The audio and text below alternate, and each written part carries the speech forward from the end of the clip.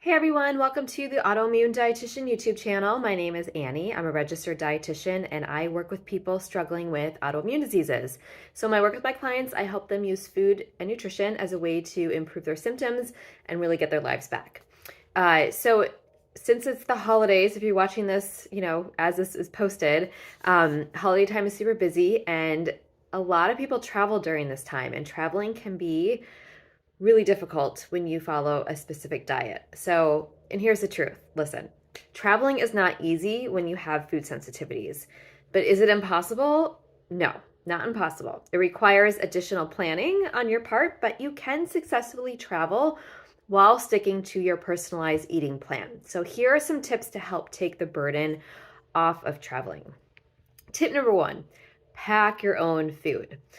Whether you travel by car, train, or plane, your safest bet is when it comes to eating is bringing your own food. When you pack your own meals and snacks, you are not relying on whatever random restaurant or food shop you come across.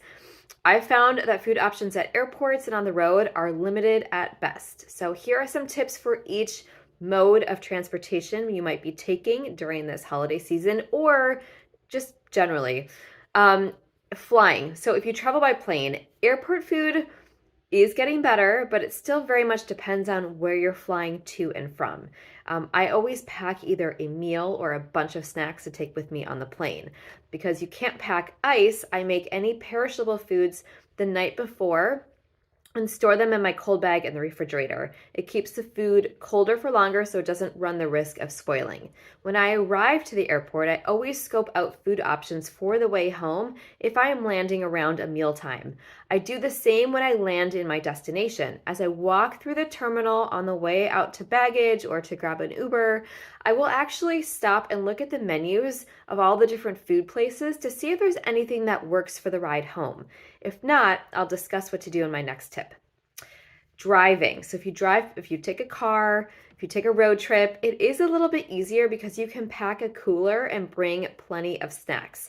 I also check my route for restaurants just in case I do want something not homemade.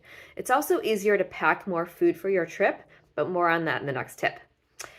Train. So train isn't as common in the US as it is in other countries. And for me, trains fall between planes and cars. And you could also put buses in this category too if you travel by bus. You are restricted on space, but not liquids. So I would pack a cold bag with ice to keep your meals cold. I've never been on a train that has any food acceptable for either anti-inflammatory, paleo, or just cleaner eating in general. So your best and probably only option is to pack your own food. So whether you travel by plane, car, train, or bus, it's definitely in your best interest to pack your own food to avoid a food emergency. My second tip is be mindful where you are staying. So before you even think about booking accommodations, consider what your trip looks like in terms of meals. If this is a work trip, where will most of your meals be eaten? Are you on your own for any of your main meals? And if this is a vacation, what types of food are local to your destination? Will you have access to a grocery store? Or are you going to a resort where you basically don't leave?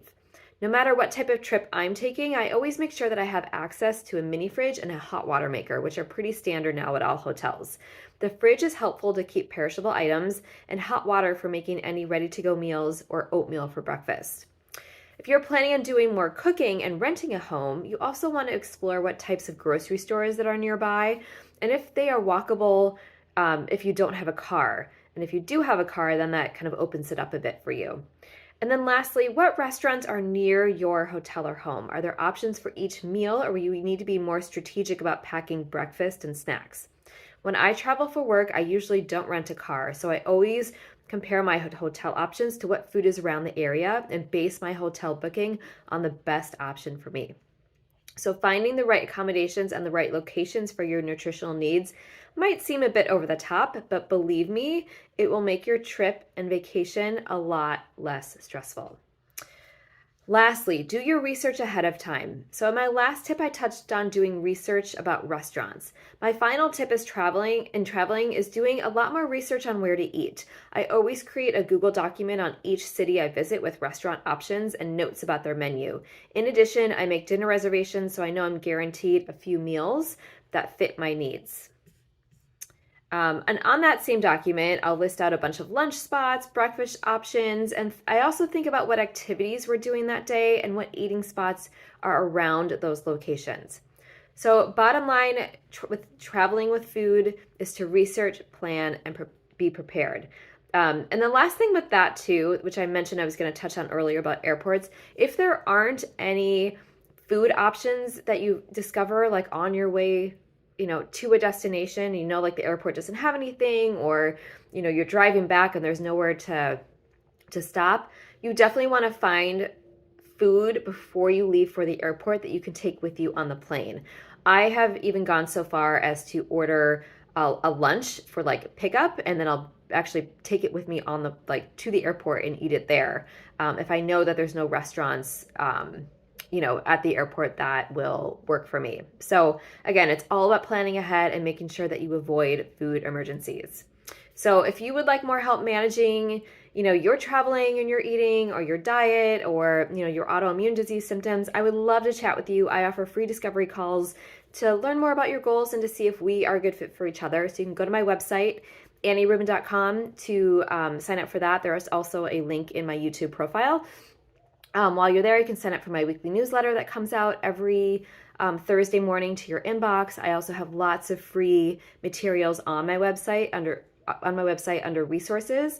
And then lastly, if you enjoy this video, please hit the subscribe button. These come out around every week, and I'm always sharing tips and tricks to make your autoimmune disease a little bit easier to live with.